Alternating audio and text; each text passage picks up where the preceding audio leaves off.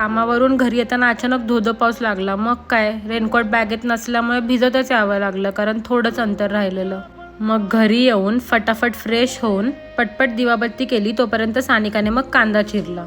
जर तुम्ही आपला व्लॉग पहिल्यांदा बघत असाल तर सानिका म्हणजे माझ्या मावशीची मुलगी आहे, पण ती मला माझ्या सख्ख्या बहिणीप्रमाणेच आहे. सानिकाचा कांदा चिरून झाल्यावर एका साईडला थोडीशी कमी तेलकट आणि कमी तिखट असणारी भाजी पटपट परतून घेतली आणि मग ती एका प्लेटमध्ये काढून आमच्यासाठी मग नॉर्मल भाजी बनवायला कढई गरम करायला ठेवली. मी भाजी बनवायला सुरुवात केली तितक्यातच मग मम्मी आली. बाहेरून आल्या आल्या मग मम्मीने मला मदत करायला सुरुवात केली. एका साईडला तिने भाताचा कुकर ठेवला आणि मग मी मस्त अशी लपथपीत भाजी बनवली.